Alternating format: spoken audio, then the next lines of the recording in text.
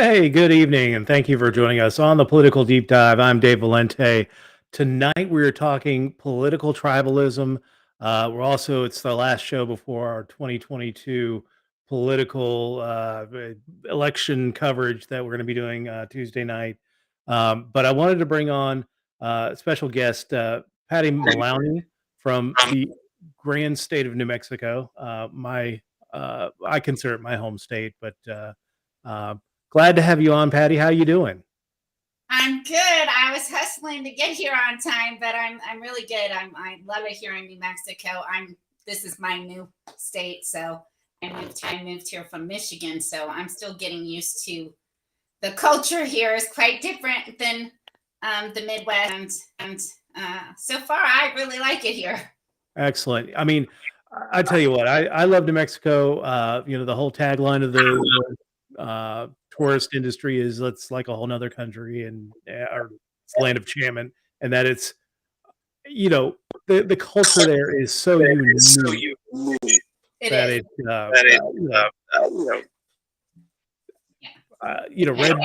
red and green and all that good stuff. The sixth state I've lived in, so I've lived a few places, and this is the most unique area I've lived in, and it has pride of any place I've lived before. So I think that's pretty cool. Excellent. So let me bring on our oldest. Sorry, your mic is giving us a lot of feedback. Let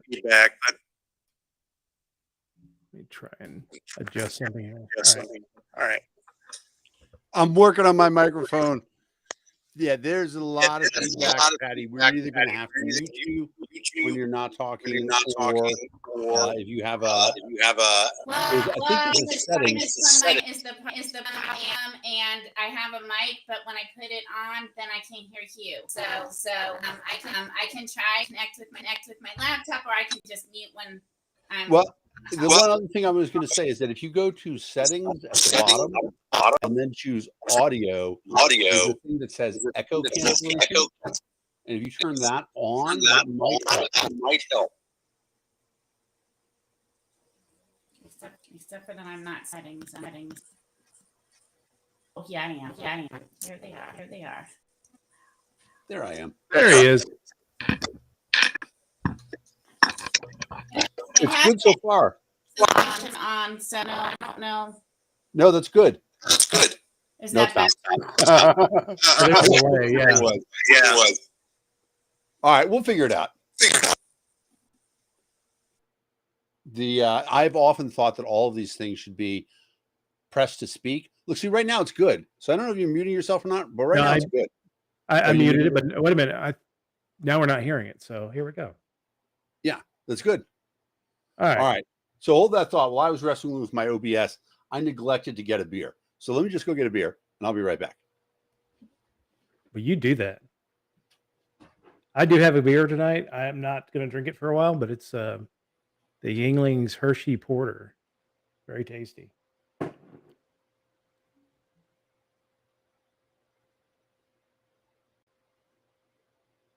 Sorry, everybody. We're doing technical difficulties here while we fix everything up and get ready to go.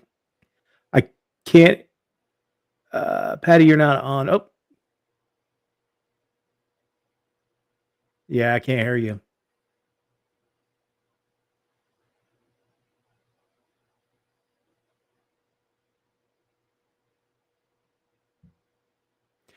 Tell you what, Patty, try with your laptop. See if you can get on your laptop, and then we'll see you in a few. While Dan and I talk about other things. Let's talk about pop music. Talk about pop music. Pop music. What brand of pop music are you interested in, Dan? Well, I think that I was watching the bumper video, and it says pop culture in it, and so I'm like, I can't think of two guys really better set up to talk about popular culture.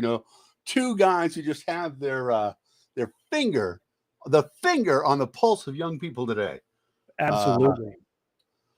If I can quote Zapod Beeblebrox, I am so hip, I have trouble seeing over my pelvis. But so pop music, I don't think there was an era when I was really into the pop music of the time, except for maybe if you want to say that like 70s rock was the popular music of its era. So maybe then, but Yeah. 80s music too, I guess. Certainly, Go-Go's, Oinga Boinga, Echo and the Bunnymen, those sort of groups. I was very into them at the time. And then I just kind of stopped listening to new music. I see Patty's joined us. I'm waiting for her camera to pop up. But All right, that sounds good. And I see Sasha's on. What's up, Sasha? What's up, Sasha? He's making an interesting point. I could theoretically run I have a Crawford for Treasurer ad lying around, but I don't think we need to bring it in just yet because I'm still drinking. I want to be good and drunk before that. Oh, what'd you get? Miller Genuine Draft. Ooh, the Yingling's Hershey Porter. So I had Yes. the Yingling Oktoberfest, and it's pretty good. Is I it? have to say. Yeah. I was surprised. We got Patty back on camera, so we'll bring her back in. Hey, Patty. What's up, Patty? Sorry, this is how every Zoom meeting of my life goes. All right. So, But the sound is good. Round the Rough Rugged Rocks, Two Rascals Band. yeah, I think it's my phone. I'm going to say more So I'm here.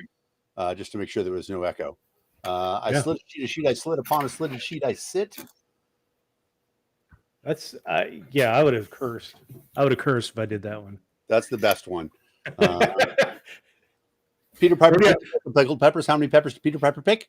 Well, maybe I need to do that before I go because I'm doing radio on Tuesday morning talking about the election and Yep. and my fear every time I go on radio is that I'm just going to drop an F-bomb. Like that is my constant fear every time I go on broadcast radio is that I'm just going to carpet bomb the F word. So Well, I always think of the George Carlin's, the 7 words you can't say on yes, TV or radio. And like some of them you can say now. Like it used to be that, for example, you couldn't say tits on the radio.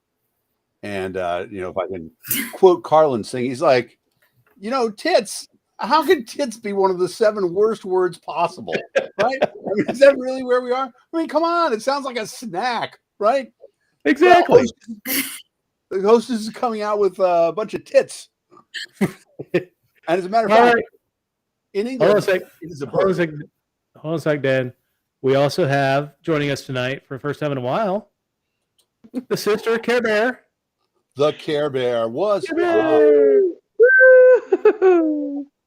So this is going to be the first New Mexico majority show that we've had on, or at least we got 2 New Mexicans on here. Okay, wait a minute. I don't have I have my driving glasses on, so I can't see anything.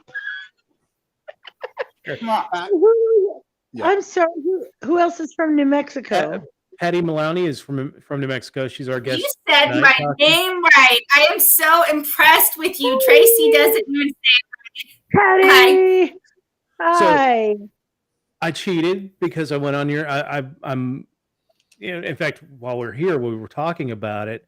I went on your YouTube channel and I watched one of your videos and I saw how you pronounced your name, so I wanted to make sure I got it right. So And You if you're out there, We've been dating 2 years and he still says it wrong.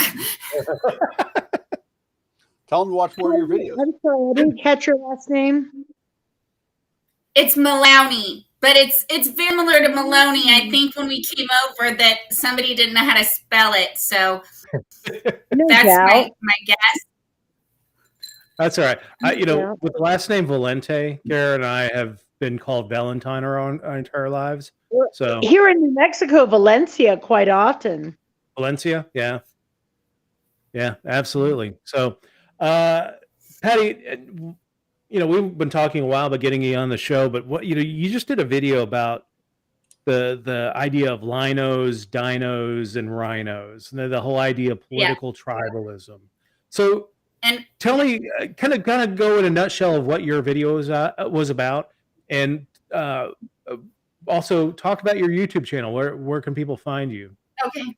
So I have my fiance has been trying to get me to get on YouTube for a while, but I'm a big chicken, and I finally just decided to give it a shot, and it's doing really well. In fact, the Rhino, Lino, and Dino, and nobody says Lino, but that was actually my first one that was really successful, and I got a lot of comments. And not like, I'm trying to create content that's not just for people like me, libertarians. I want people to find it that are outside of my little echo chamber. So this one was really nice because I started noticing, because we've always had the little faction issues in the Libertarian Party, but and I've always known about the rhinos, but they're starting to have these problems everywhere. Every single political party is getting really, really faction driven, and they're all trying to like control the party and not just our party. Every party's doing it. And so I started researching it because I find it interesting how much we've changed and how people can't even have conversations with someone anymore if you aren't in the same party and you don't agree. And even if you are in the same party, if you're on this camp and not in this camp, like, you can't even be friends anymore. And that's something that's really bothering me. And I'm trying to, with my channel, I'm trying to bring in a diverse group of people that can have conversations and a little give take. And because I don't like the culture in politics. I became politically active a few years ago, and it didn't used to be quite so bad. And now, like, it's terrible. I'm sure you've seen it. And I watched your last video where you were talking about making friends with people that don't agree with you. I think that's the first step on changing the culture. And something I'm trying to do, like in my personal life and on my social media, because Facebook only feeds me white men, and that's about it. I'm just saying, that's for friend suggestions. Patty, about 15, maybe a few more years ago than that, my personal hero, former President Jimmy Carter, wrote a book, and it was called Talking Peace. It's a great book.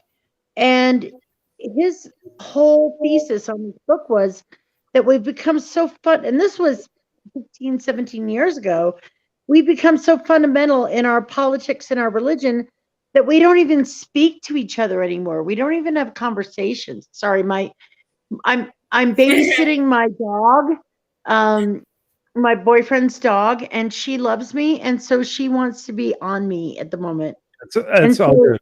I think we have no problem. I was going to suggest that maybe you turn the camera horizontal so we get a larger screen so we can have both of you on at the same time. Yes, this is Roxy. There we go. And she is an American Bulldog, and she is the sweetest thing ever. And I will tell you that I will be here as long as I can, but I woke up at 2:30 this morning and I couldn't get back to sleep. Oh my God, I took a bath, I did my lesson plans, and I did a whole bunch of work. I washed the dog, I took a crazy lady to the store, and then I'm doing all these things, and then my lovely ladies in the neighborhood here that love me invited me over for margaritas. And so even just a little bit of margaritas, and I am struggling with sobriety and awakeness. That is awesome. But my God, look how cute she is. Yeah. That's a good looking dog. And Roxy is singing the Roxanne song. Roxy is. You wear that dress tonight. Roxy is solid muscle. She is solid muscle, but I'll tell you what, this 60-pound American Bulldog is an absolute coward. My daughter has a 10-pound Chiweenie, maybe not even 10 pounds. Oh, yeah. And he snapped and growled at Roxy one day, and she ran across the room and jumped into the air and into my arms on the couch. This 60-pound massive missile, and buried her head in my neck and was shaking. Oh, So she's no aggressive dog for sure. Very sweet. You know, All it's about the interesting. love. This ties into tribalism because, you know, dogs, a Chihuahua, right? It looks nothing like a German Shepherd or a Great Dane or an American Bulldog, but they all know and acknowledge that they're all dogs, and they're willing to sniff each other, you know, do whatever it takes to recognize the fact they're part of that dog community. We have lost that part. That's part of where our tribalism has gone away, and that we're not willing to sniff each other's butts. Daniel, is that your thesis here? I think metaphorically, yeah. Yeah. I mean, Okay. you know, if it's figurative, that's what it takes. But you know, that idea that you know, who's the wrestler? I'm going to say no to that. Well, I'm just who's the wrestler who used to say, "Do you smell?" It's The Rock, right? Do you smell what The Rock is cooking? Oh my God! Smelling, But- you know, or we say all the time, you know, does it pass the smell test? You know, that's a basic thing about it. We have to have a tolerance of the fact. And you know what? I'm willing to bet that everybody here at one point in their life has had a conversation with somebody whose hygiene was less than impeccable. And Again, middle school, yes. Exactly. I had a kid who was pissed off at me last week, and he was sitting at my work table. We were having one-on-one time. And he looks me in the eyes and he leans over and he farts. And then he goes, "It wasn't me." wow. That's I had to restrain my middle finger. Yeah. I said, "Don't lie to me. I know you did that. You looked me in the eye and you did that." Ugh. So Patty, let's I talk wanted to about. mention something. One of the things that I found really interesting when I was reading and researching is that people don't date or marry people that don't agree with them on politics anymore. That's like a significant. Yes. Guilty. Okay, I've got a story with this. So I got divorced from my husband we were married over 20 years. My children's father. In 2016, we split up. 2017, we split up. And my friends on my commuter train said, you need to get out there, join a site, and start looking. And I put on my profile page, if you support or like Donald Trump, please keep moving. We have nothing to talk about. Guilty. And do you know how many messages I got from guys saying another open-minded libtard? But honestly, what would we have talked about? And I did have a guy who asked me out. We went out, lunch date, middle of the day, and he confessed to me, "I lied. I really do like Donald Trump, but I wanted to meet you. And I feel really bad, but not so much anymore, that I excused myself to go to the bathroom and I called an Uber and I left." Dang. I was totally guilty of that.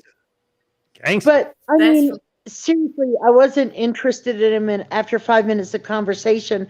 But for me, it wasn't about the fact that he liked Trump. It was the fact that he lied about it. Yeah, Just that makes That's not unreasonable. no. I've only dated a handful of people between my marriage and meeting Tracy, who's also a libertarian. We agree on almost everything except for a few things. But yeah, I didn't have that.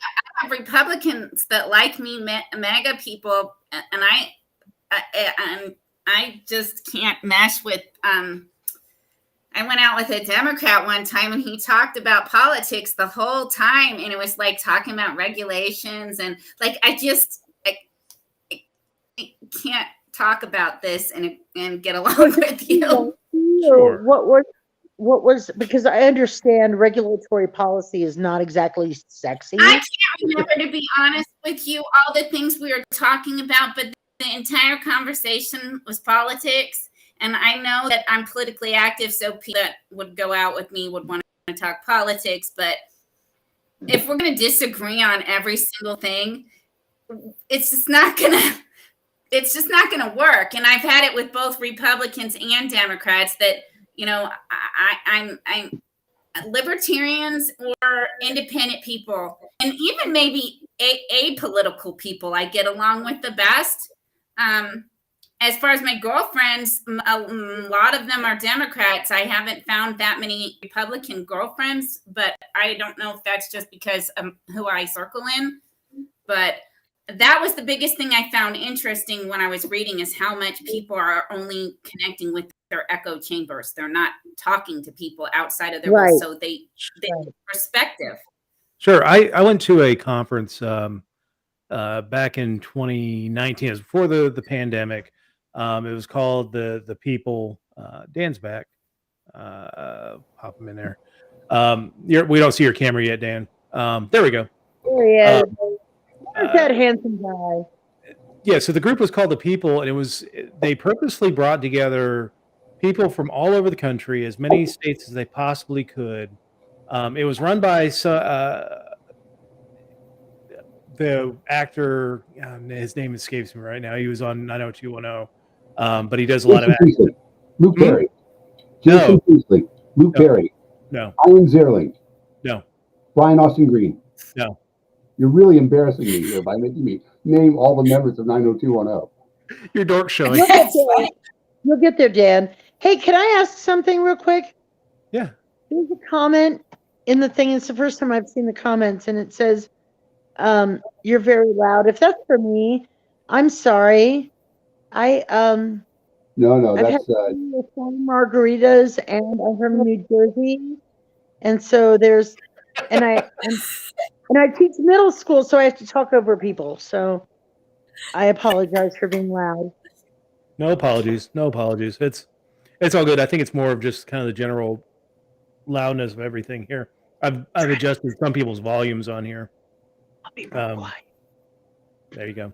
But anyway, so this group, we got together, and it was, Democrats, Republicans. I was one of four libertarians that were there.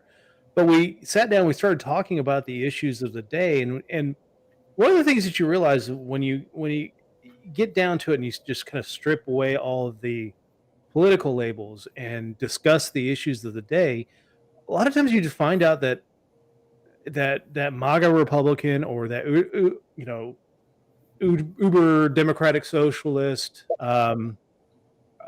their concerns are the same as yours. Yeah, their concerns are they identify the problems they want to, and their wants and needs are pretty much the same as yours. a lot of people. The ends that they want are similar. Yeah, Dan, your mic is muffled, Dan. Oh, It's my fault. Anyway, let me just finish. But as long as we continue to allow politicians to divide us, because if you look at politics now, it's all finding out which issues divide us to firm us up into these tribal camps, the Democrats, Republicans, Libertarians. As long as we allow them to divide us, then we're never going to be united for any good purpose to fix anything. Yeah, since we have first past the post politics, the easiest way to win, hopefully my sound is better now. Yes, the easiest way to win is to fracture the electorate. And so the smaller you can make the electorate, right? If I know that I have a solid 7% of people who will vote for me, if I can make sure that nobody will vote, that nobody else will get more than 7%, I'm golden. So if I can get 15 candidates to run and they can split all the votes, or I can fracture the electorate some way, I'm going to win with 7% of the vote because of our stupid electoral system. Saturday Night Live did a wonderful sketch, and I encourage everybody to look it up. You've probably seen it before. It's called Black Jeopardy.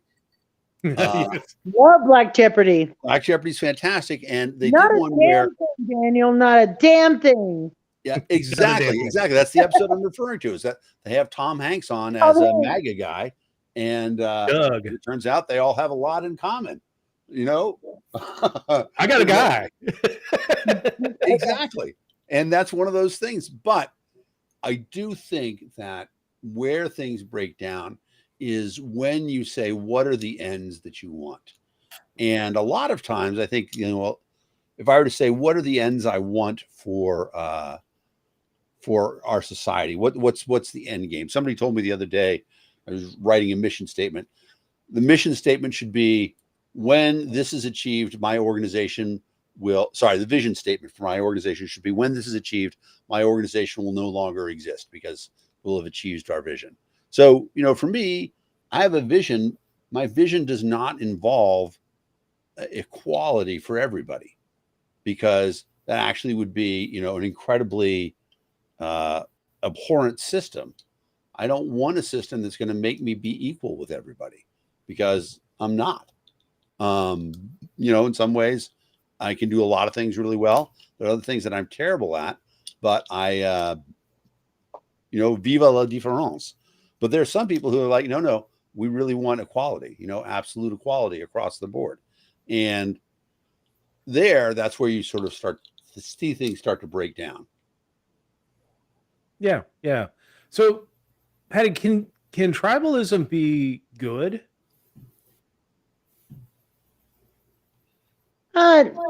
Okay, sure. I mean, yes. Well, Patty's see, frozen. this is the thing that I found Oh, there interesting. we go. And I'm having Your a camera's slow frozen, but stream now here. I can see you. Now you're moving.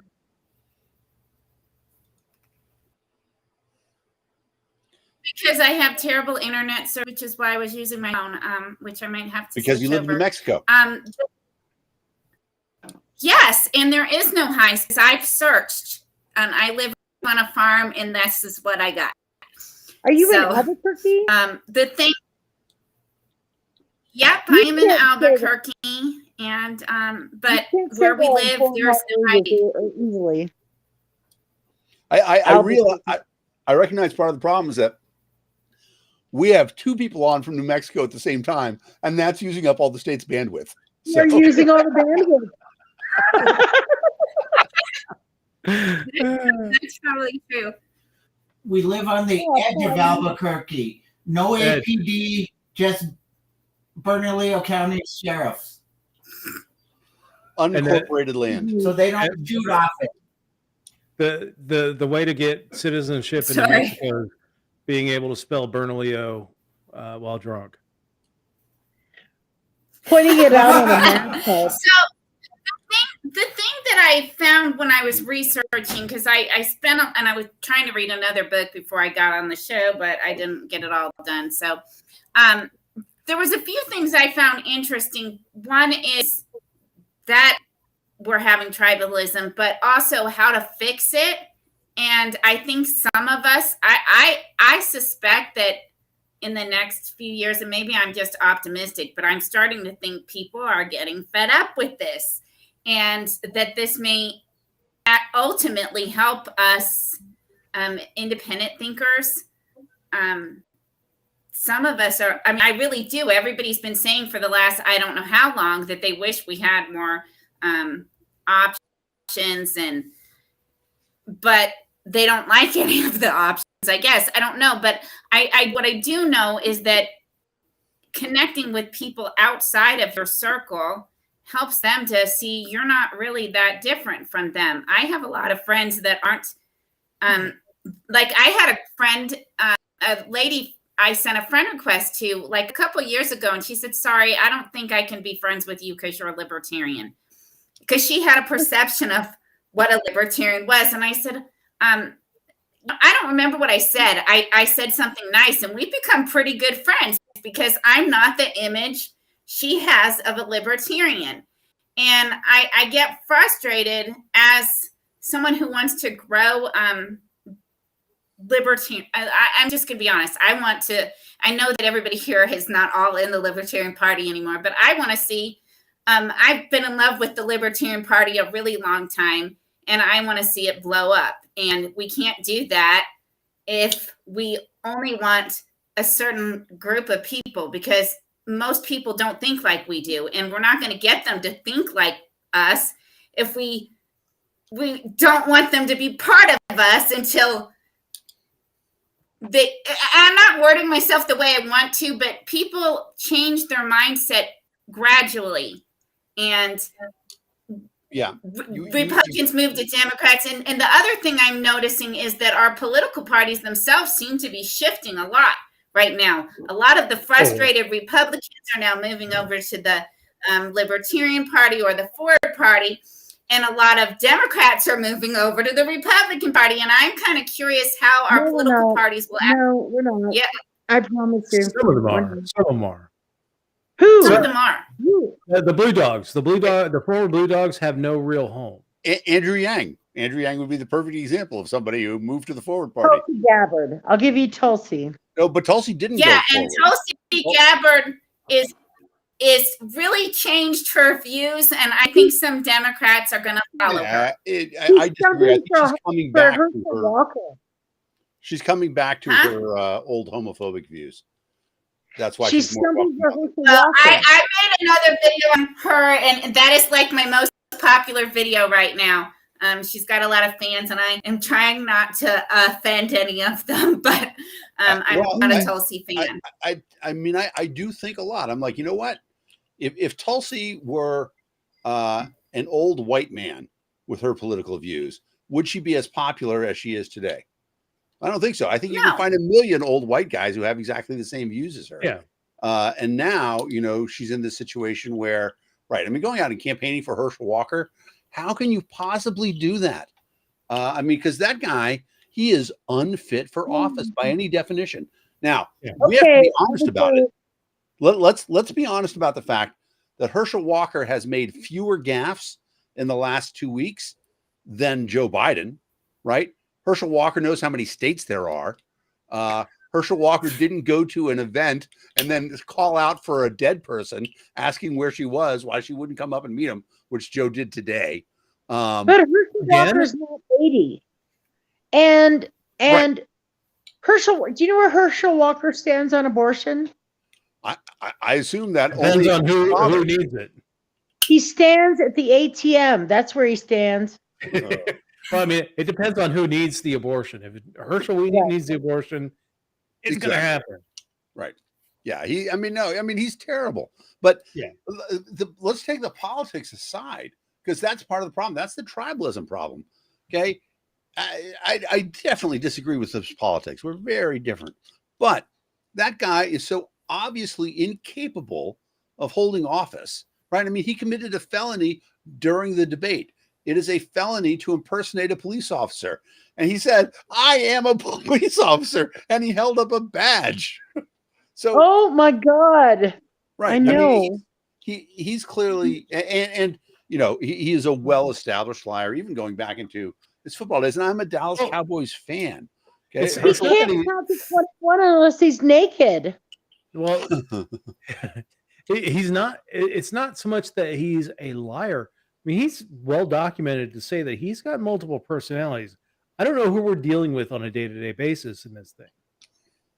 You can't. I mean, this is. I posted about this earlier today on Facebook. I think one of them was smart. I do wish that we could have a basic competency. Like if I had $1 billion, if I win Powerball, which I mean, I'm planning on it. Me too. Me too. Bastards. I'm a teacher. In that case, I was going to share you my secret numbers, but I'm not going to now. Damn you. But if I win Powerball, what I'm going to do is I'm going to put up a thing that every congressperson who comes, every federally elected person who comes and takes my basic competency test, I will donate $1 million to their district. So it makes a lot of sense for a congressperson to come do it. We just have some basic tests, right? You know, addition and addition. Is this the one that Trump passed? Huh? Is this the one that Trump passed? Yeah, exactly. Right. Name the 7 continents. 7 dwarves, things like that. But you know, it is relevant. And the problem is that we are so tribal that we don't care about a person's competency at all. And there have been some examples of this, you know, relatively recently. So Massachusetts, people might remember there was a guy who was elected from, who ran for president named Paul Tsongas from Massachusetts. And he was I a remember. senator. Okay. When Paul Tsongas died, they elected his wife to the office. Okay. She hadn't done anything except for being married to him. Yeah. Come to think of it, there's another example of that in politics. But Mel Carnahan. Ruth Carnahan, yeah. Mel Carnahan and Ruth Carnahan. Yeah. Yep. Plenty of stuff like that. And I do want to say that I don't consider Hillary Clinton an example of this. Hillary Clinton was in the top 50 lawyers in the United States long Well, before. she ran on her own in a district that she never represented before. Now, right. She should not have been elected senator from New York, but I don't have a problem with her running for president. No. But yeah, no, I mean, there's a famous joke. Hillary and Bill are driving in a limousine, and Hillary looks out and says, "Oh, look, there's John Smith." She's like, "He was my boyfriend back in high school." And Bill's like, "Well, aren't you glad you married me? Because now you're married to the president of the United States." Hillary said, "Oh, if I'd married him, I'd still be married to the president of the United States."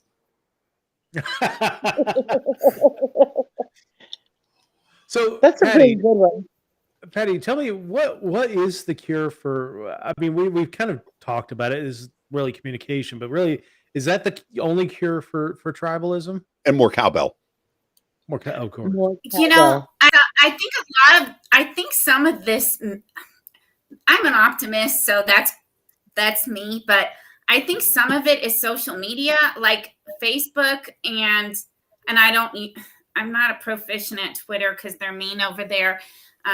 So I don't use it as much, but meaner now. Yeah, they're mean to me, and I don't use it as much. So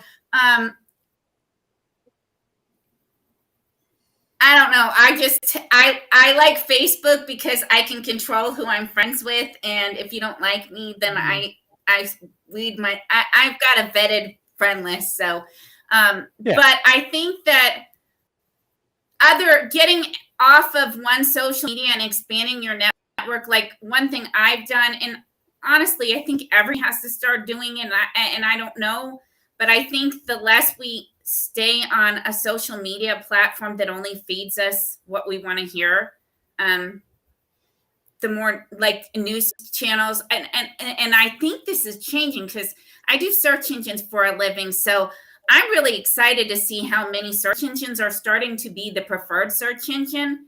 I think as we break up some of these things where people are only getting their information, only getting their social media, only getting everything from one place, maybe this will change things. I do think having these new social media platforms, and some of them I don't use, for the alternative places that people are going to, I haven't made up my mind if that's going to make things worse or make things better. But I do think having more options for connecting with people is going in the long term is going to be good. That's my thought, but I don't know. I can't predict the future, but I like the fact that we don't just now have Facebook and Twitter. We have Discord, we have Parler, we have Rumble. We have a lot of different platforms. I think that might help break up the echo chambers. Mastodon. Let's plug Mastodon. For people who are familiar with it, Mastodon is an open source alternative to Twitter. The difference is that unlike Twitter, which has a centralized server, when you create your account, you now are your own server. And so people subscribe to you and they get your feed and that's it. But then you subscribe to whoever else you want to. So you're not seeing all of Twitter at once. You don't have to see small-minded bigots if you don't want to. And, the interesting thing about that is that when you talk about, you don't want to be exposed to just your own echo chamber. On the other hand, I also don't want to be exposed to, the aforementioned small-minded bigots. I am interested in hearing some of what those people say because I want to be aware of what's being said. That sort of thing. There's I have a joke for every story. There's a famous thing about two Jews back in the old country. And one of them sits down and he sees a guy is reading the local anti-Semitic newspaper. He says, Shlomo, what are you doing reading this paper? He's like, I like to see how powerful we are.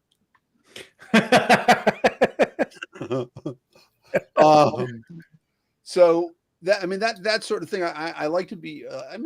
Keep somewhat aware of sort of the hate groups that are out there, but I don't want to be friends with those guys. I don't want to have them on my feed on a regular basis. When I see somebody say that, as the vice chair of the Libertarian Party recently said, the 19th Amendment should be repealed. Yeah, I don't need to be friends with that guy. No, he's a piece of shit. But right. Why would I date that person? No. Right. No, I'm sorry. Like, the aforementioned current vice chair of the Libertarian Party is sharing, Kanye with an iron cross. I didn't know that. No, that's all right. A lot of the people that I don't like in the Libertarian Party, I blocked sometime around the time I blocked my ex-husband. Yeah. So I just pretty much know that if I block you, you're not somebody, like, I'm not that quick to block someone. You must be a schmuck. So, yeah. Right. I mean, to your point, though, I think for a while, these new channels that are coming out, and we're on quite a few right now. We're on Facebook, we're on YouTube, we're on Twitch, we're on Twitter. So we got a ton of different channels that we're on. But the new ones coming out, I think, are separating out people that only want that specific group that they associate with. That's what I'm trying to decide. If they're going to make things worse, where these people are in their own echo chamber. I think it will for a while. I think the solution to it, though, is really almost an old-fashioned solution, and that is get out into your community and get out and start joining groups like Ruritans or Civitans or American, the United Way and groups like that in your communities, and learning how to serve your communities, because you're going to get with people who may not believe exactly as you do, but you have a similar goal in helping your community. And then you can start talking to them, and maybe you bring them around to your line of thinking, or maybe they bring you around to their line of thinking. It's an exchange of ideas, and the best ideas will win. At least within you. Maybe you reach the conclusion that it's okay for you to each have your own opinion on this sort of thing as well. Absolutely. Because that's a critical one, is that I don't have to win every political argument. I mean, I just do because I'm awesome in argument. But what I really want is I want us to understand each other, and so that I know why you're doing the stuff that you do, and you understand why I'm doing the stuff that I do, and we respect each other enough that we let each other follow the same path. And that's where, that's where a lot of politics breaks down, because there is, I don't think in any major party, I don't think that there is a basic respect for the idea that people ought to be able to do their own thing. They always say, you know what, this thing is so important. This is the thing that is so important that you have to do what I think is right. And I agree with you to a point, and maybe it's the two-party system thing that I'm seeing, because that's what predominates. But I don't see that I can develop a commonality with someone who thinks it's okay to kidnap the governor of Wisconsin or Michigan. It's okay to assassinate Nancy Pelosi or even Mike Pence. That what has happened to the Republican Party, it goes beyond tribalism, and it's a cult. And I don't see where I can hope to have a reasonable discourse, or even kind of wake someone in that position, in that trance of Trumpism. They're going to break up the out of that trance and have a reasonable conversation. If you think about it, the thing that you find objectionable about Trumpism, though, is that they want you to live according to their rules. right? No, I think what I find objectionable about it is that they think that if you don't agree with them, it's okay to be hunting us. That they want you to live my- according to their rules. Yeah. But Patty, what you got? So I have a couple of thoughts, and I really would like opinions on this, because the idea I keep getting from listening to other people in our party and in other political parties is that we need this bold. I think Trump set a bad precedent where people think that we need this bold bro messaging to reach through to people. And I'm not sure if I'm just old school, or if people are looking for somebody that can speak well. Like, I think one of the reasons people are attracted to Tulsi Gabbard is because she talks well. She's well spoken. She doesn't sound like an idiot. She's more of what we've seen from politicians in the past. And lately, all it's been is who can do the craziest crap. And I'm wondering if that culture is going to start changing because people want somebody to lead them, or if culture has just changed so far, it's never going back. I don't know. I like the Ford Party I did a video on, although I wouldn't join the Ford Party. I kind of like the message they're putting out. I think that messaging, that style of messaging could start winning people over, because we're all sick of this. I think most people are, but I don't know if maybe that's just me, but I don't think so. I've heard enough people say they're sick of politics that if we could get a really good leader that could talk like a Ronald Reagan or a JFK instead of what we've had for the last, I don't know how long, then maybe that would pull people together. Like if somebody was messaging that and I don't see anyone doing it. Well, so but I don't know. It did happen, right? I mean, Barack Obama's numbers were incredible. If he could have run for a third term or fourth term, he would still be in office. And Daniel, have you seen him speaking on the campaign trail in the last week? I wept. Like, where are we? Where are the people that have the ability to compose a message and deliver it in such a passionate and succinct and brilliant way that speaks to the heart? I mean, say what you will about Obama, but the man was a master when it comes to that. Yeah, I was in a talk with the pollster, the Republican pollster. Gallup. No, not Gallup. No, Quinnipiac. No. Yeah. Dude that does like Nate Silver. Fox does their polling. I don't know. The Frank Luntz. I'm sorry, Frank Luntz.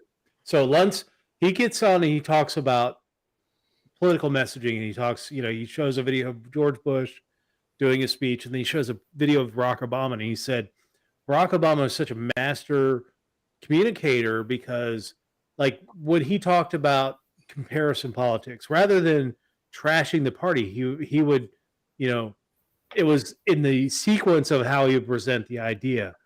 He would always present the positive idea first and the negative idea second. So the positive idea, this is what we're presenting versus what they're presenting. The positive idea of what we're presenting versus the negative idea of what they're presenting.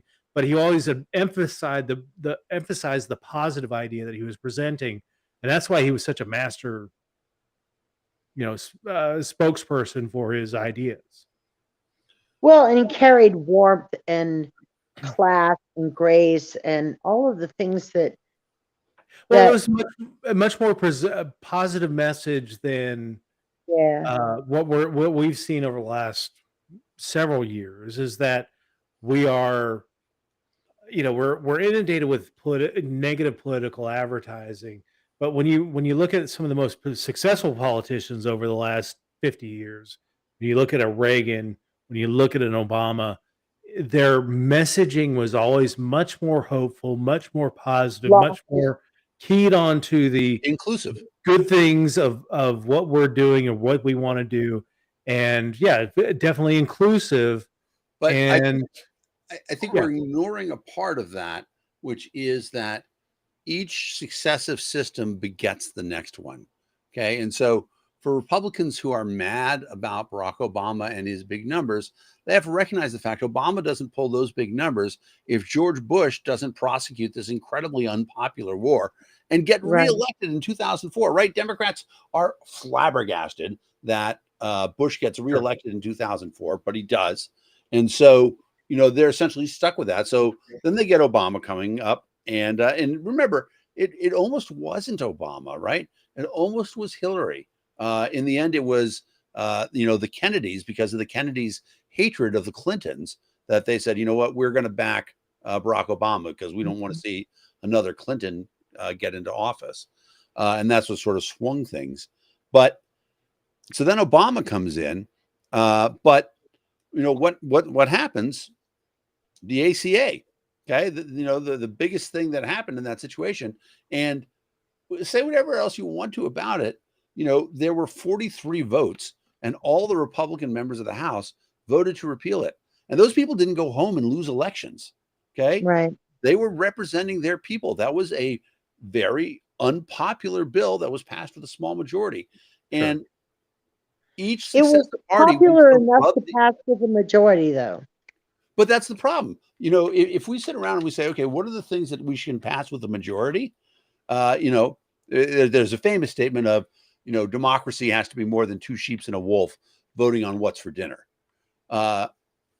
Everything that has been done that's terrible in America's history was legal. Slavery was legal. Okay. Jim Crow was legal. I wouldn't compare slavery and Jim Crow to providing health care to people who need it. I think it's an unfair trope. But so that's exactly what I was talking about in the beginning, is that there is this core thing about what are you willing to force other people to do? Okay, what are you willing to make them do? Because the problem is that every time you cross that bridge, you make people fight because they're like, you made me fight you. Okay. And so what are the things that we're going to say? Yeah, we're going to make you fight us on this. Okay. And we're going to make it happen. And if you don't like it, you're just going to have to fight us because you have no other option about it. And we look at the big intransigent spots in the country, in the world, right? I mean, Ireland figured their way out. Israel and Palestine, good Lord, right? And those guys are looking at a situation where like, we're just going to have to fight because we can't resolve it anymore. And American politics is getting to that spot because each time we elect a majority, they're like, you know what? We're going to do every single thing that we can get away with because we've got this small majority right now. Yeah. And they claim it as a mandate. Exactly. We have to take advantage of it. You can look at plenty of things, right? I mean, Republicans would argue, yeah, we had this, we had a majority. I mean, Republicans had an overwhelming majority to invade Iraq, right? And yet, here we are in this situation where like everybody's now, oh, it's a bad idea. We shouldn't have done it. Barack Obama had the good fortune to have not been in office, so he didn't have to vote to authorize invading Iraq. Hillary Clinton did.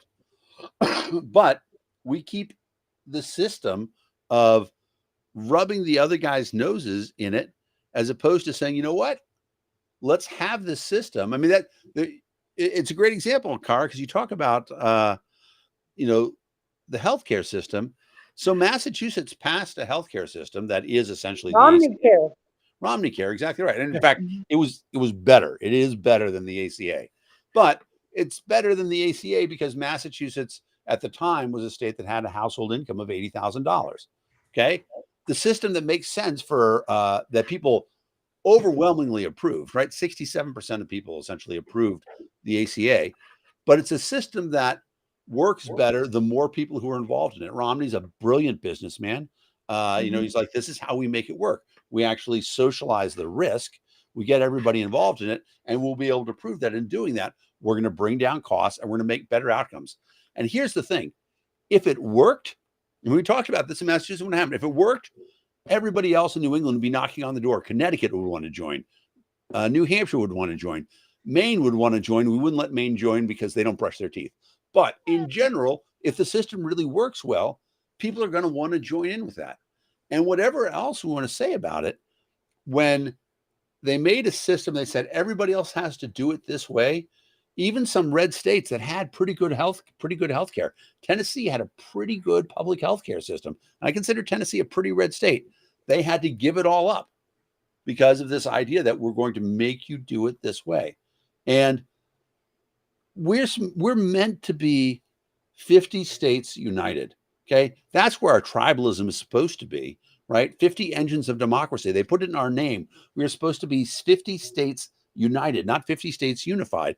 And if people don't like it, they get to go wherever the heck they want. There's this great theory called the frontier thesis. It says that the reason why the United States is different from every other country is that for the first 150 years of our history, if you didn't like the way things were going, you could move 50 miles west and you were outside of the United States again. And so you could do whatever you want to. And so we have this independent pioneer frontier spirit. Can't do that anymore, right? You can't, there's nowhere to go. So now we have the situation where we have to say, okay, we all have to live with each other. But we also know the consequences of pushing people too far. Okay. And it ends up being terrible, right? We have a capacity for unbelievable violence in our society. And that's terrible. And we shouldn't live in fear of it. We shouldn't make politics about it. But we should recognize the fact that none of this stuff happens in a vacuum. And in the same way that, you know, taking care of people is also an important thing to be done. None of that happens in a vacuum either. If you don't want the system to blow up, you have to be responsible and you have to take care of people and recognize that our duty in society, the duty of the wealthy people, is to do what they can to provide for the system that got them there. But social contract. Yeah, instead we've thrown all of that away and say, you know what? We're not going to have a system where people are voluntarily charitable to each other, because instead we're going to have a system where government makes everybody be charitable to everybody. And so we've replaced that idea. Doesn't work. It's in, You've got some great comments in the comment section, and I don't want to say this, but I have to go to bed. I have to get up at 5 in the morning. Made a very good comment about something that I'm curious and wondering, because I was reading a book before I came in here regarding, and I didn't get enough into it to really give a whole lot of info, but I do think he's spot on that they are, both parties take advantage of uneducated voters. And just from me talking to people, one of the things I think we can do as politically active people, that I'm trying to do with my channel and my website, is create content for people that aren't like us, that don't watch the news all the time. They don't know what's going on. I've knocked on a ton of doors, and most voters aren't that smart. And when I talk about this, I have people telling me I'm stupid, and I'm like, no, I knocked on doors. Most voters vote on who they like, who they relate, who resonates with them. And that's one of the things Trump figured out. He talked about the things they cared about. And I see it going on in every political party, except for probably the Libertarian, maybe not. But most voters aren't that smart. They vote with their feelings. And I think that both the Republicans and the Democrats take advantage of that. And if we could start educating voters on things without insulting them, but teaching them stuff so that they know. For me, like as a libertarian, the big thing I hear from people is they have some gist that we just don't care about anybody. We don't want to. We're not. My experience with libertarians is that we are the most charitable, generous people, but they see us as like greedy people that just want wealthy capitalists to trickle down economics. You know what I mean? I'm sure you've seen it. And how we change that is to educate. And well, it doesn't help that that's what we talk about. A lot of us talk about the most, but I think educating voters. I've tried to talk about the libertarians I know talk about taxation is theft, which nobody understands. So you mean we don't pay? Nobody understands. They talk about ending the Fed. They don't even know what the Fed is. They don't know what it is. Like, exactly. I think we would be better down to people's level. Well, whether you're Republican, and the Republicans and Democrats know how to do that. That's why they're pulling in voters, because they speak to their emotions. But that and, you know, they have this system that they've had in place for a long time. Yeah. One of the big things I've been sort of trying to organize recently is... Hold on a second, Dan. Carrie, you said you needed to go... lay I down? do. Go. I'm about to fall asleep. I love you Night. guys. I love you Will you too. connect me to Patty? Yeah, absolutely. I I want will. to get to know her better because we're on different sides of the political coin, and I'd like to get to know her more. But Yeah. you both live in the land of Right off. enchantment. And That's we right. lived in the land of entrapment. I would like to get to Enchantment. know you too. So All right. Red and So green. I have a YouTube Patty for Liberty website you can check out and find me there. Or Okay. I'm the only Patty Malowney on Facebook, I'm pretty sure. So you can find Yeah. me Oh, on okay. Facebook. I'll hook you guys up.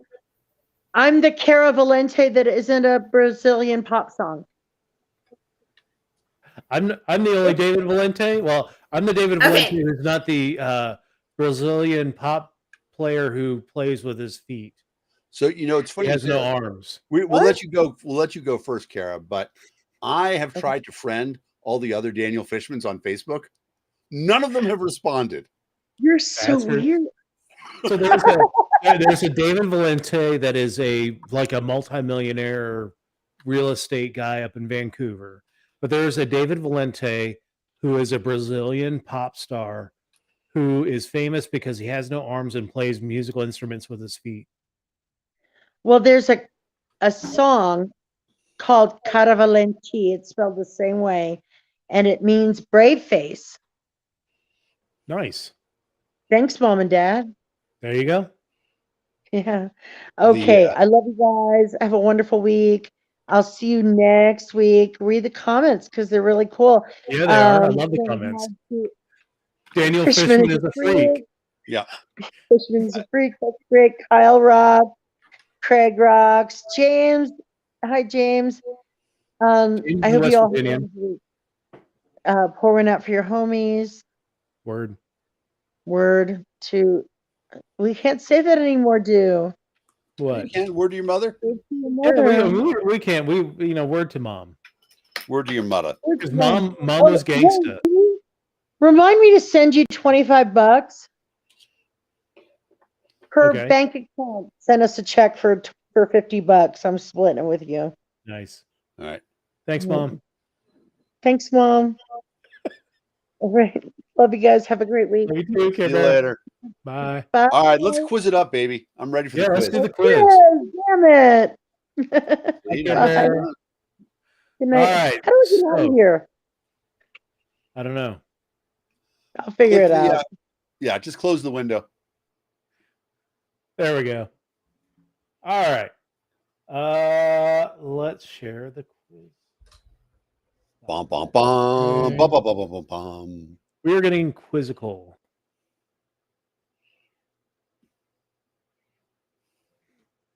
All right. So the CNN 5 Things Weekly News Quiz debuts this week. Well, I'm gonna I think you should turn off move comments for us. right now so the quiz can Yep. be bigger. Sorry, chatters. We'll get back to you in a second. If you have any guesses on the news quiz, let us know. Let me remove the caption. And we know that's here. Toto Morto. That's the asterisks. Yep, asterisk 1. It's probably more regarding because This is came out Pride October celebration. 3rd. Pride, yeah. Dude, that's such a funny El joke. Dia de los Muertos. See? Yeah.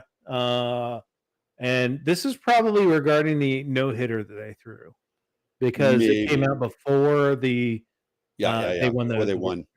So, SOC, all right, yes. question number 1. Which social media platform is considering charging for verified accounts on its site? It's easy. Yeah, Instagram, Twitter, Snapchat, or Facebook. it's clearly Twitter. It is Twitter. Which is, I mean, so here's, I think we talked about this last week, but if not, I formalized it more in my head. Here's the best way to monetize Twitter. Okay. So for whatever you want to charge for a premium account. Yeah. All posts get delayed for 15 minutes, except for the person who posted them and for everybody who has a premium account. So for 15 minutes, only premium people get to post on stuff. Nice. Oh, Patty, it wasn't that bad of an idea. Oh, you're There back. we go. She's back. Oh, we lost your audio, Patty. I turned my hotspot on my phone because my internet on my phone is better than my internet on my It sounds good right now. Yeah, sounds great. Yep. All right, so Twitter, yeah, they consider to pay for verification feature, which will give the coveted blue check mark. Now, here's the problem. I know a lot of people are aggravated at the fact that Twitter is going to charge for their blue check mark because I think a lot of people have made that blue check mark their entire personality, especially the people that have gotten the blue check mark, that they're mad that now people can pay $8 for it. I've also heard rumors that people paid a lot of money for blue check marks in the That is past, exactly true. Is that and now it's going to be $8 a month. exactly? You could slip $2,000 or $3,000 to a Twitter employee and go to the head of the class. Exactly. So I think that's much more likely the case for Yeah, Twitter. I mean, considering the fact I've been selling, holy relics for a while now, I don't see anything wrong with selling the Twitter blue accounts. Exactly. Which city this week agreed to pay $26 million to two men wrongly convicted for Malcolm X's murder? Atlanta, Chicago, Houston, or New York? It was in New York, wasn't it? I thought it was in New York too. Yeah. It would be interesting if New York agreed to that, but sure, let's try it. I mean, Unless you know Patty. Patty, do you know this one? Tracy's feeding me the answers to this because I don't know. He says Chicago. So Chicago is Chicago. where he was from, where Elijah Muhammad was from. So well, yeah, but Malcolm X was New York, and I thought the assassination took place in New York, and I thought so too, but the conviction would likely occur I'm willing there. to go. I'm willing to go with Chicago. All right, let's do Chicago. It's New York. It was New York. It All was right, New York. Tracy, you're out. Fired Dia All right, de los it is- Muertos. We know this one. Yeah. In addition to Halloween, which holiday was celebrated this week, Dia de los Muertos, the Mexican holiday, Dia de los Muertos, Day of the Dead, extends over the first 2 days of November, which is celebrated this week with colorful traditions. Everyone loves the sugar skulls; they're awesome. Yep. But it's a really cool holiday, and I love Dia de los Muertos. See. Question number 4. A no-hitter was thrown this week Good for Lord. just the second time in World Series history. Which two teams are competing in the Major League Baseball's championship? All right, you tell us, Patty. I used to follow baseball, and now I couldn't tell you, but I can't All right. see your screen is the Does- problem. So you're going to have to read them to me. Does Tracy know who the two teams were? No, So- he doesn't. Here are the four. Can you read them to me? Because I can't see them. My vision sucks. All right. So the first choice is Houston Astros versus the New York Yankees. Second choice is Houston Astros versus the LA Dodgers. Houston Astros and the Philadelphia Phillies. And the fourth choice is Houston Astros and the San Diego Padres. Well, I'm going to go with the Yankees, but I could be totally wrong on that. We're going to have to overrule you. It Yeah. was the Because Phillies. I don't watch baseball anymore. So, They did beat the Yankees in the American League Championship. well, that's Okay. all right. I don't watch sports, and I know y'all do. Yeah. do. We are sports aficionados. Yep. I actually started a rival hockey show to Dave's also on Thursday night. No. Damn you. All right. All right. Question number 5. Which company said it would soon seek approval for the first vaccine to prevent respiratory syncytial virus, It's Pfizer. RSV? Is Pfizer. it Pfizer? Yeah. Yes. Pfizer said it will seek FDA approval this week for vaccine to prevent RSV, which, if you haven't been following the news, RSV is huge. It's knocking out bunches of schools. It's particularly harmful for younger kids. So interesting. 33 million infections in children under the age of 5, and hospitalized 3.6 million annually. You know, the interesting thing about it is that a lot of the resurgence of RSV is just because we were so cooped up for 2 years and didn't have school and stuff. Yeah. Like that.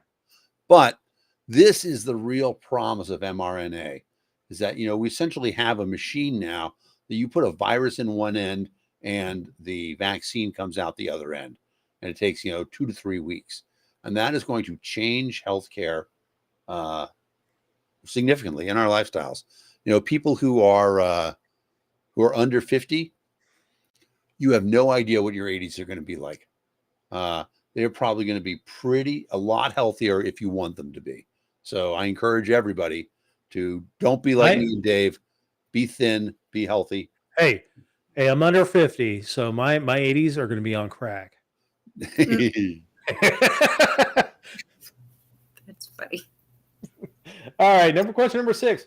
Benzene, a cancer-causing chemical, which was recently detected in several batches of which common household product? Paper towels, laundry detergent, dish soap, or dry shampoo? I can't believe it's dry shampoo, just because that shit's toxic, though, man. My wife uses it. It's really like if you ever walk into a cloud of dry shampoo, it's like your lungs immediately become like cement. Well, I tell you what, I refuse to take shampoo. I want real poo, none of that sham stuff. Sorry. Guys use the 6-in-1 wash. Wash your car with it and 6-in-1, yeah. It's paint thinner, hair. It's a floor cleaner and a furniture topping. Basically, dessert topping. I have no idea. If you want to say it's dry shampoo, I'll go with that. I don't know. I mean, I just don't think they would find it if it were in dry shampoo. Yeah, I mean, I don't think enough people care about dry shampoo. I'm gonna pick dry shampoo because that's the only one that makes sense. All right, let's do dry shampoo. Yeah, nice job, Patty. Chicken dinner. Nice job. I'm gonna tell my wife to stop using that shit. That's nasty. Yep.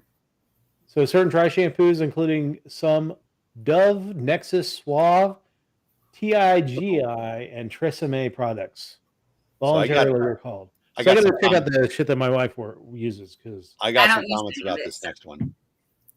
I walked into she like sprayed it one time. I walked into a cloud of it, and I was hacking for like a half hour. So wouldn't be surprised.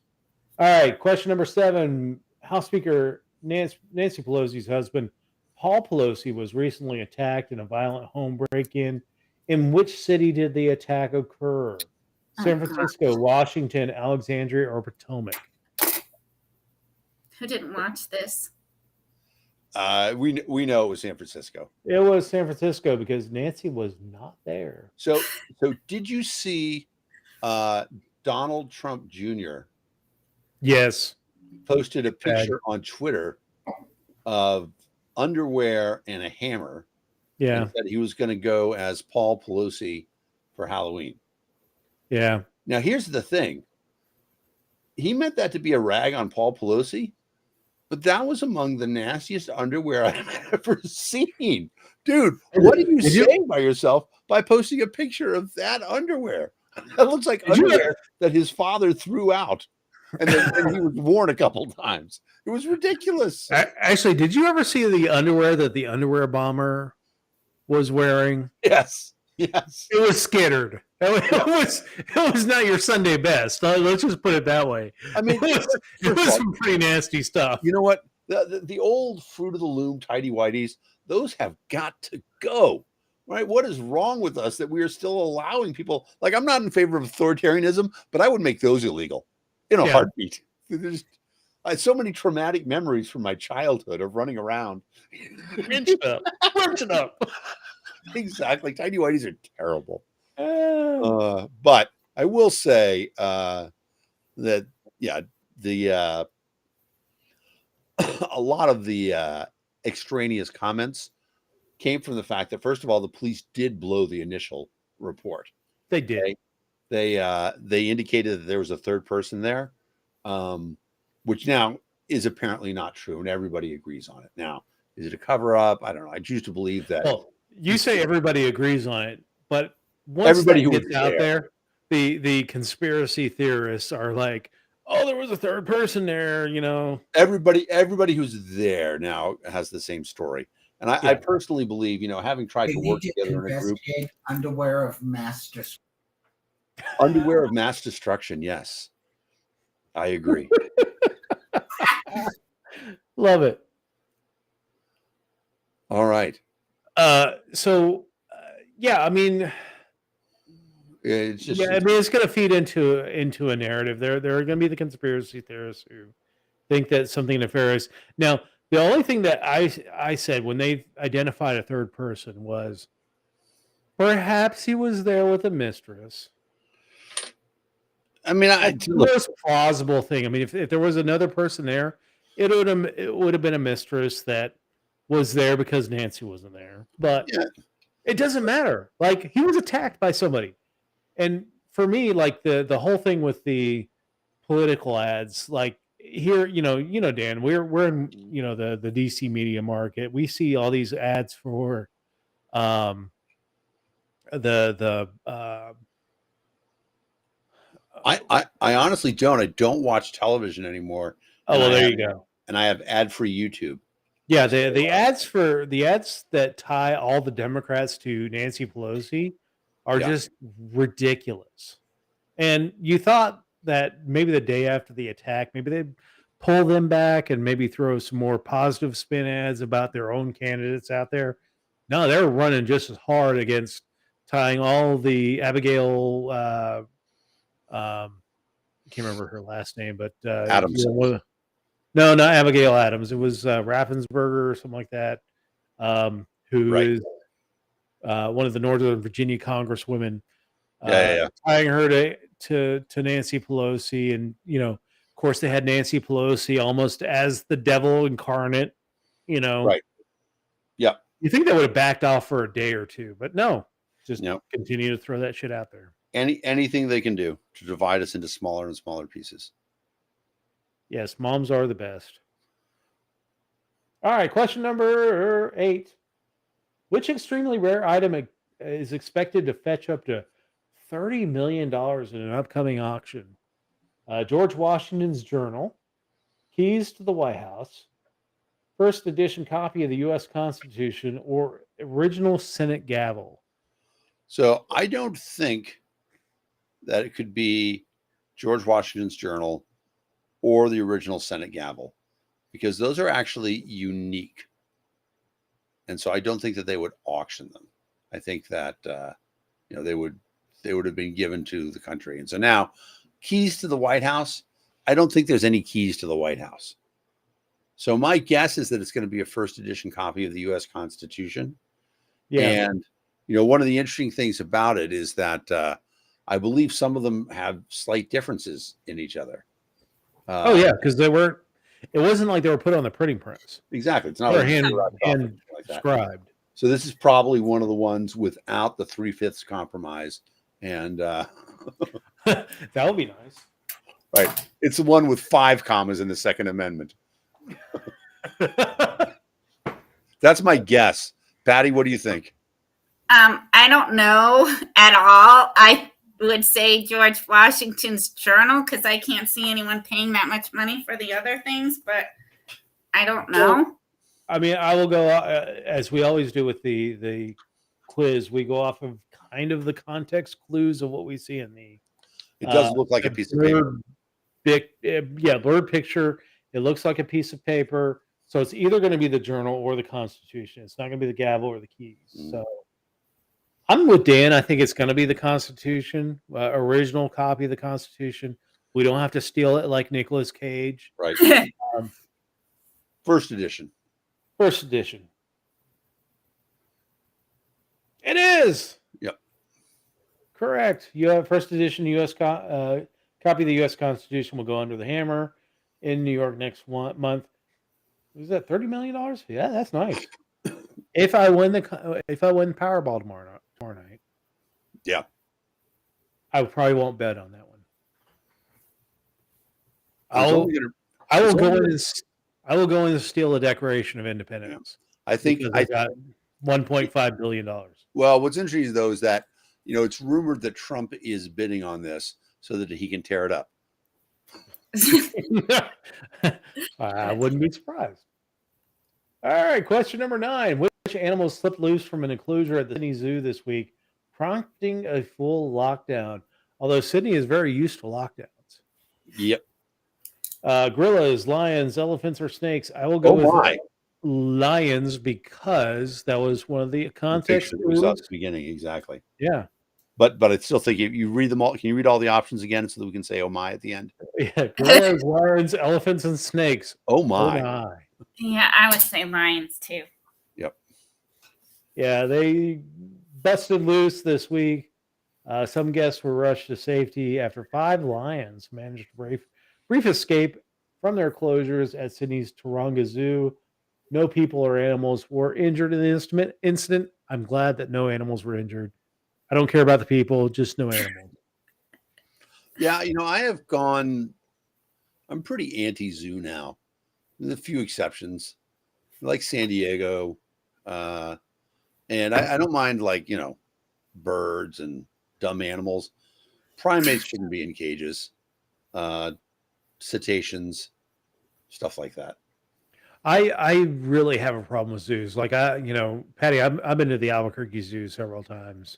I haven't been to Albuquerque. I've been to a few other ones. The ones in Michigan and in Cincinnati, and a especially couple things like the polar bears that are there, bears, the larger mammals, because you see the conditions. the condition that they do this. A lot of cage owners will do this repetitive loop every day, like for several hours a day, just doing this repetitive loop because they're caged and that's all they can do. Yeah, and that's why I have a problem with zoos. Now, I'm much Dave, more have you- preferable to the open air zoos. Have you been to the National Zoo, Dave? I have been many I years think, ago, but it's been Like that thing, the orangutan thing.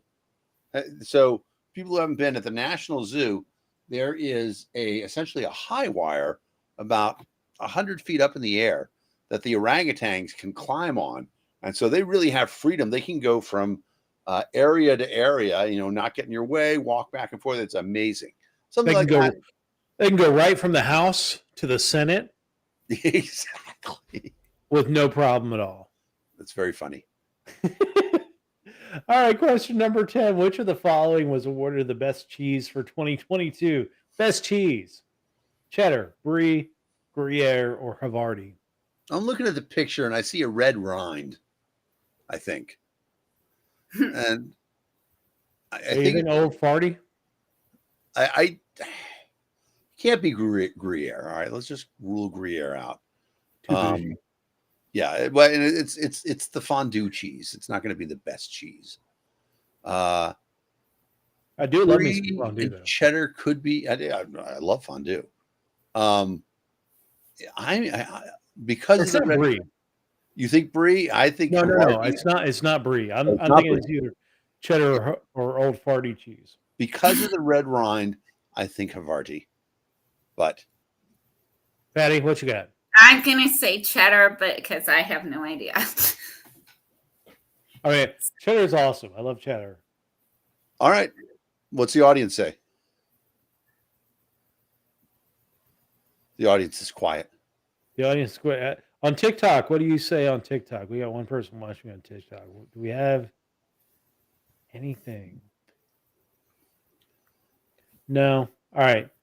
All right. We're gonna go with cheddar. All right, idiots. Yeah. Oh, Oh, it was it's Gruyere. Gruyere! Unbelievable. And that wasn't a rind, it was some stupid apron.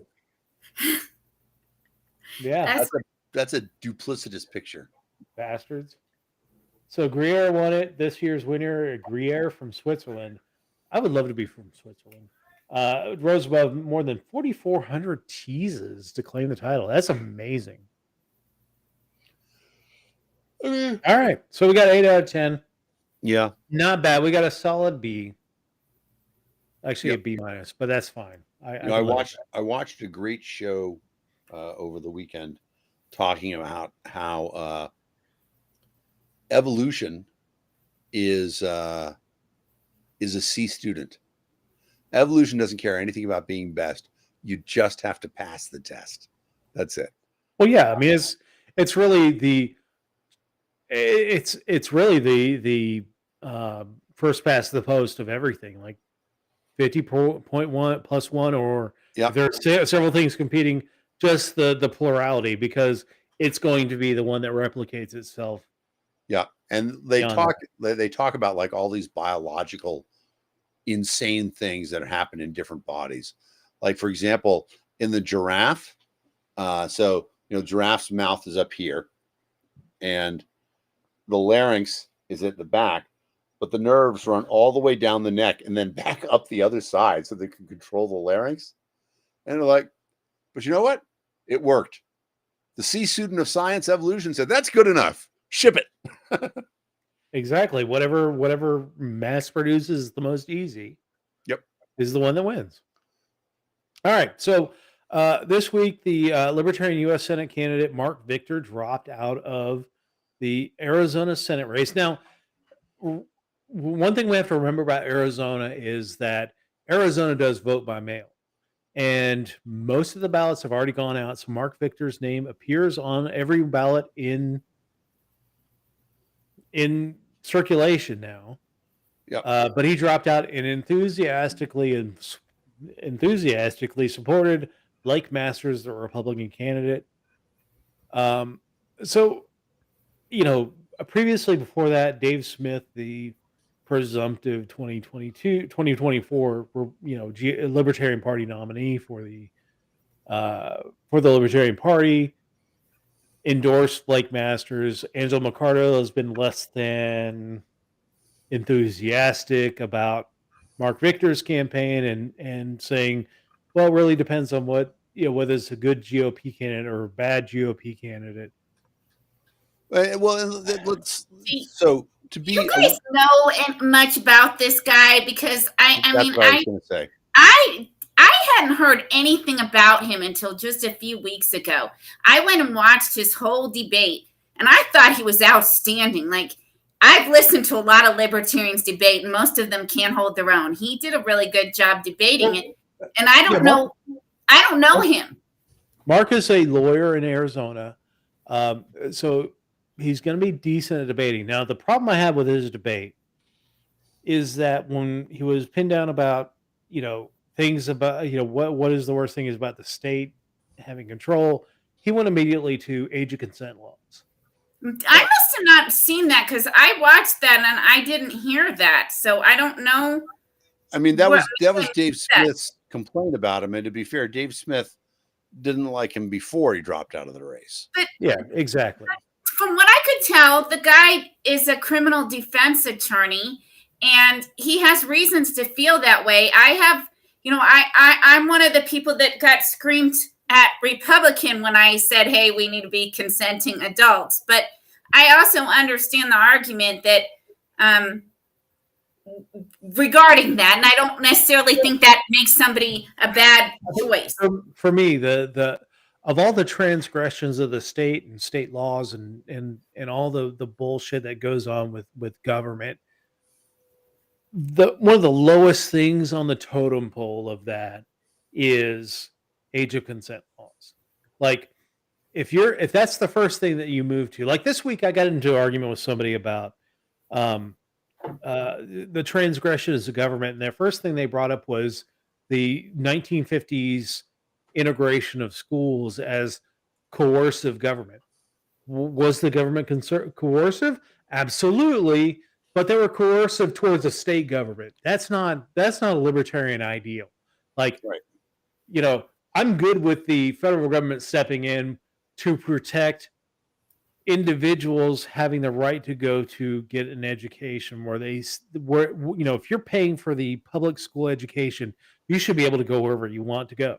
Right. Right. I mean, a great example that we were talking about earlier, right?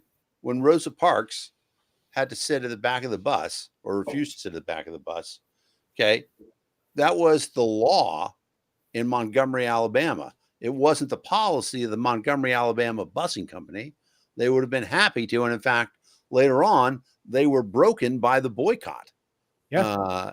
So it was the government that was discriminating. And so if you're going to tell me that the federal government telling a state government that it can't impose laws that requires people to discriminate is an overreach of federal power, it's the one sole purpose for me of the federal authority is to make sure that states Protect don't individual violate rights. individual civil rights. Yes. And that was the thing. Like, to me, you can't make that argument that the state is infringing on the state government. Yeah, and we're about to see a great example of it, one that every Republican should love. Okay. People in Massachusetts and California and other places are going to get the right to carry concealed weapons because the federal government is standing up for their civil liberties. Now, the federal government doesn't want to be doing that, but the Supreme Court ruled, and that's what's going to happen. So now, even though I live in this crazy state where, frankly, it's illegal for me to say GUN aloud. No, I'm just kidding. It's not that. But it is, I can get my concealed carry permit if I didn't have one already, which I'm not saying that I do. I'm not saying that I don't. But that's a great thing. That's what the federal government is supposed to do, is to protect my civil liberties as guaranteed to me by the Constitution against the state government. Exactly. It's not supposed to do all that other crazy shit. Yeah. All right. So before we end tonight, let's go through our predictions for Tuesday night. We've got several races coming up. And I'm going to bring up the race here. So the Pennsylvania Senate, Oz Fetterman, Libertarian is Eric Gerhardt, and the Keystone candidate is Dan Wasmer. It's going to go Oz, Fetterman, Wasserman, Gerhardt. In that order, Oz will be declared the winner. Oof. I mean, Patty, what you got? I'm thinking the same as him. I'm not real necessarily. I mean, I don't want Fetterman to win for the same reason I don't want Walker to win. The guy is not competent. Okay. He is not right mentally right now. I think a stroke is an interesting thing. I don't think it's not that his mental capacity is not there. I think that when it comes to a stroke, that when it comes to a stroke, that the connection between the brain and the mouth does not work. The brain still works. Yeah. Aphasia still works. It's just that he is not able to communicate as well.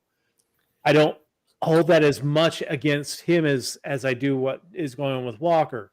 I think Fetterman pulls it out barely because of Josh Shapiro winning handily in that state as far as governor goes. I think the coattails for Shapiro are going to carry Fetterman over the finish line versus Oz. Wasmer and Gerhardt are going to be very close in that race. But yeah, I think Fetterman holds that seat, but it's still going to be a very long night as far as the Senate goes. Should we just talk briefly about Gerhardt's comments about welfare? Yeah, Gerhardt really stepped in it in local comments about welfare. In the third party debate. Yeah, it was a third party and it was third party debate over multiple offices. So it wasn't just the governors. Right. It was Senate and House and a bunch of other candidates. He stepped in it and said that he was the low man on a totem pole when it came to welfare benefits because he's a white guy. Yeah. The debate moderators challenged him to produce statistics, and he never did. Yeah. And dumbass. Yeah, he essentially said, "I'm being discriminated against because I'm a white man." All right, next race. All right, next race, Arizona Senate. Republican candidate is Masters. The Democrat is the incumbent Mark Kelly, and the Libertarian. I'm going to include him because he still remains on the ballot. Right. Mark Victor. Even though Kelly is going to win, Mark will still be the victor. Sorry. Wow. I couldn't resist that one. It was too easy. That's a good one. All right, but Kelly's polling over 50%. Yeah, I think Kelly wins this one because he's an astronaut. Yeah, I mean that I think the Victor dropping out actually was dumb because was after early voting started in Arizona. Again, mail-in ballots. Almost half of the mail-in ballots have already been returned by the time he had actually dropped out. So I think his impact on that race is going to be minimal versus had he dropped out 2 weeks ago before the mail-in votes were eligible to be taken out. I mean, early voting skews Democrat, so maybe there are people who are still waiting, but Yeah. I don't think this race is going to be. I think Kelly's going to be over 50%. Patty, what you got? Well, I was thinking the same thing, and I'm still trying to figure out why he decided to withdraw 1 week. Like, I just can't figure Oh, out I mean, we know they gave him a lot of money. They agreed to sponsor his foundation for the tune of, a fair bit of money. 6 Oh, figures. wow. Okay. I didn't know that, but there we go. Well, he said in his interviews no, but I'm inclined to believe you. All right. So this is the race that will probably not be decided on Tuesday, but give me who you think leads after Tuesday. And this is the Georgia Senate race. I think it's going to be Warnock.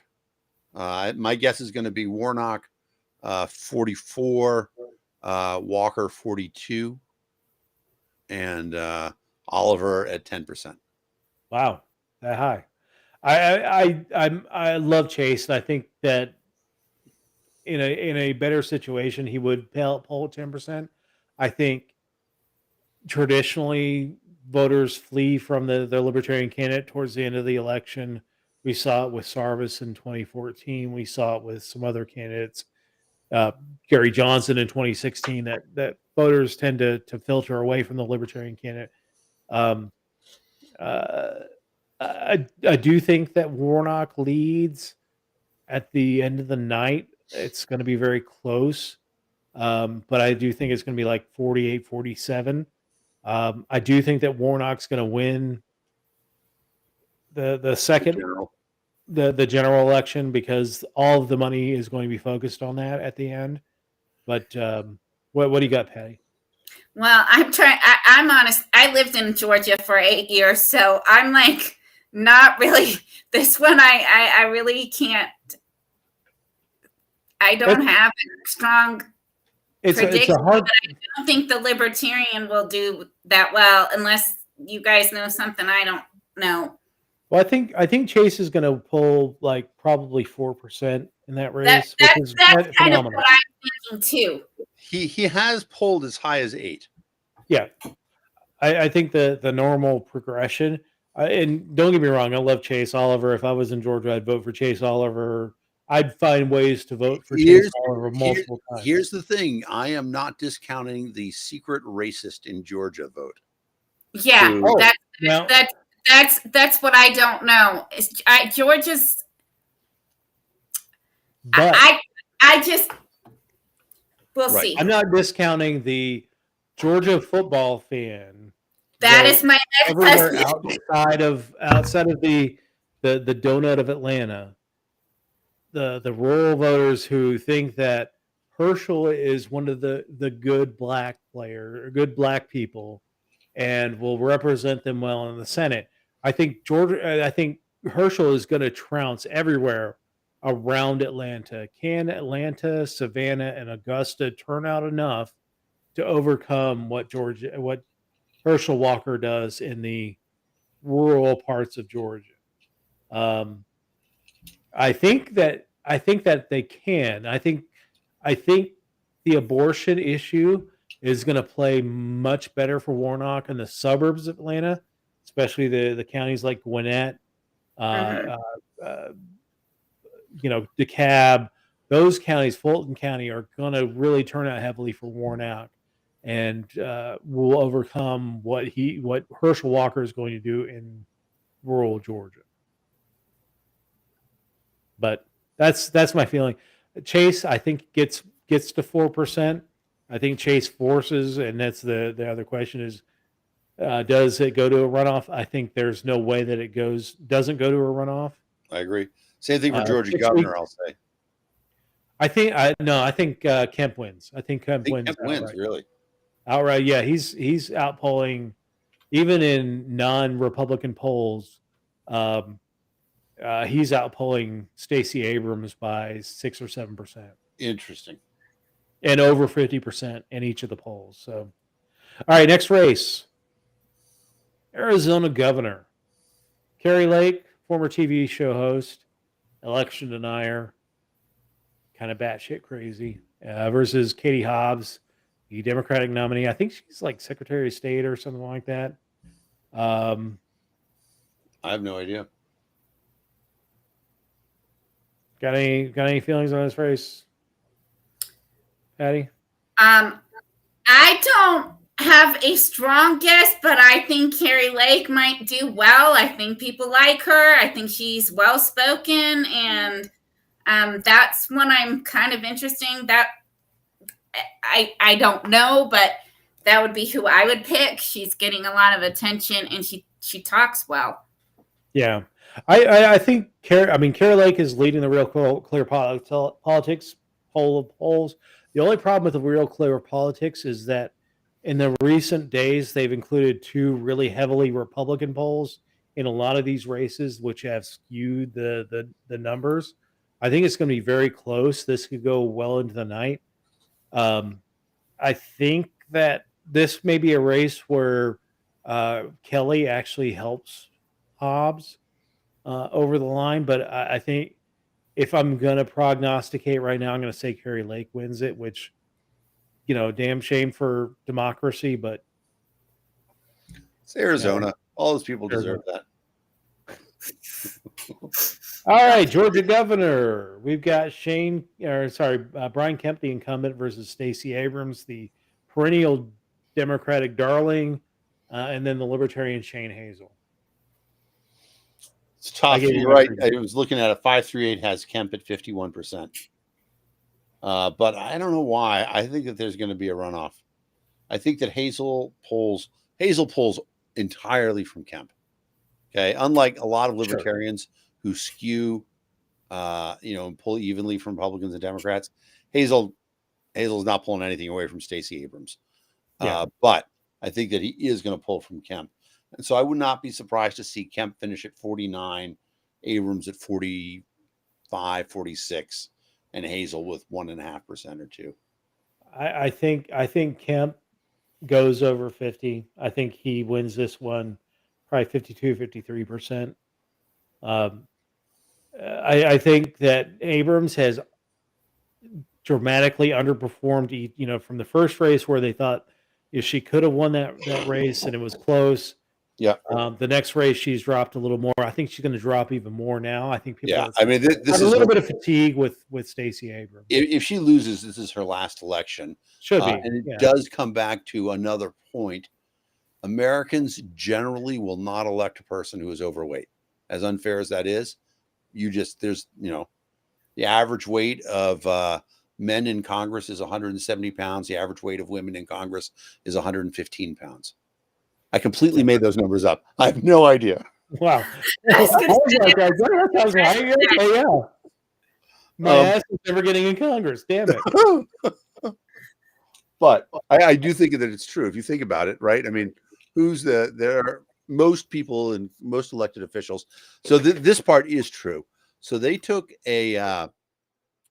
pictures of all the state house races in California one year, and they took the pictures around the country. They took them up and down the East Coast and said, just based on political appearance, who would you vote for? And just based on physical appearance, who would you vote for? Within 5%, almost all the time, people just generally vote for the better looking candidate. Yeah.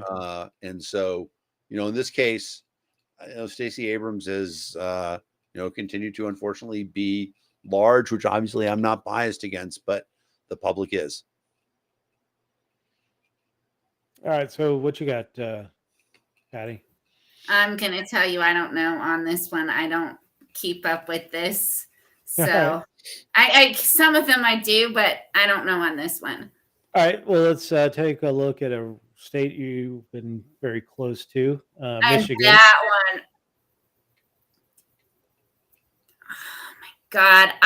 Michigan. You want me to call Michigan? Michigan's crazy.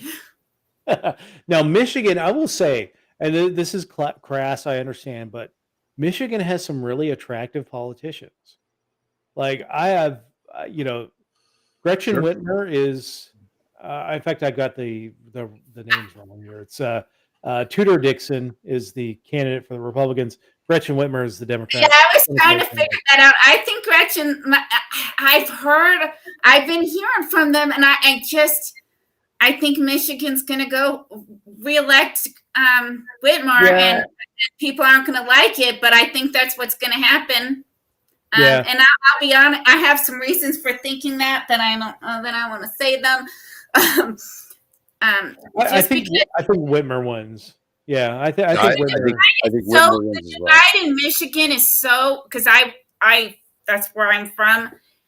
It's so extreme that I think if you could get somebody, I don't know. I just think it's going to be Whitmer again. Even if she's not my favorite person, I think that's who they're going to pick. Yeah, me too.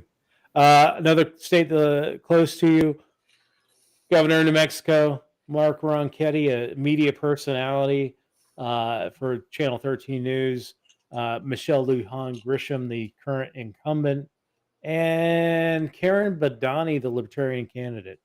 Who do you think gets this election? Hands down, Lujan Grisham. I'm sure she's going to win. And I'm not voting in I'm either writing in my friend Ginger Grider or skipping that, because all the candidates in New Mexico are. Badani is a Trumper. Yes, and I feel bad, but I don't, because she's not a libertarian, and if she had something on her website that was remotely libertarian, I could vote for her anyway. But she's a pissed off Republican that's using our ballot, and Ronchetti I can't vote for. So I don't know who I'm voting for, but I think Lujan Grisham is going to win. I think so too. The state of New Mexico is trending Democratic. And let me make my usual pitch of if there's a candidate who you think is going to legitimately put up some good numbers on a write-in campaign, write them in. But otherwise, you're just making work for the poll workers. Sure. Having been the poll worker who had to count a bunch of handwritten things before I could go home at the end of the day. I hear you. All right, the final two predictions. Who is going to control the U.S. Senate? You're not going to do the New York governor? No. All right. Who's going to control it? It's currently 50-50. Who's going to control? I mean, the toss-up races are Arizona, Georgia, and Pennsylvania. And I think it's going to be Democrats in Georgia and Arizona and Republican in Pennsylvania. And so I think that means the Democrats will have 51-49. Patty, what you got? Well, my instincts are that it's going to be Republicans, but I don't know that. But that's my instincts, just because of the way the economy is and how many Democrat friends I know that have said they're thinking about voting Republican. Yep. All right. For me, I think it's going to be 50-49 going into the runoff with Warnock again. And we're going to see a ton of money put into Georgia. And I think we're going to end up 50-50 again for the final 4 years of the Biden presidency. All right. Control of the U.S. House. I think it's pretty clear that the Republicans are going to win U.S. House. It's by how much control they're going to have in the U.S. House. I think they're going to be around 235 seats in the U.S. House, which is going to be a net gain of about 20 or almost 30 seats. Yep. It's interesting that the Roe versus Wade didn't have as much impact as people thought it was going to, but the Dems have certainly done everything they could to screw this up. And so they deserve to lose it. Yeah. What you got, Patty? I'm going to go with you, whatever you guys are saying. All right. I All do right. think, yeah, my one thing is that, I personally prefer a house divided anyway. And so Sure. as long as one of the branches is different from the other two, I'm fine. Yeah. All right. Well, that should do it for us for the week. Thank you, Patty, for joining us. You're welcome to come back and join us anytime. Okay. Anything else you want to say before we head out? No, I appreciate this. This is my first show besides my little well, I did some when I campaigned. I did a few of this, but it's been a while. So yeah, I would I've been following you guys for a while. I like what you're doing, and anything I can do to get you guys to blow up, I would like to help with. So, and if anyone's still watching, Yeah, I have my little YouTube channel, Patty for Liberty. Yeah. Patty for Liberty on YouTube. Come on, Papa Duke on YouTube as well. Give us a like, a share, hit the subscribe button, hit the bell button on both of our channels. Get reminded when our shows go live or we've got a new content going up. So again, Tuesday night, we've got election coverage starting at 7 p.m. So again, thanks for joining us tonight, and we will see everyone next week. All right. Have a good one, everybody. Bye, guys. Don't forget to vote.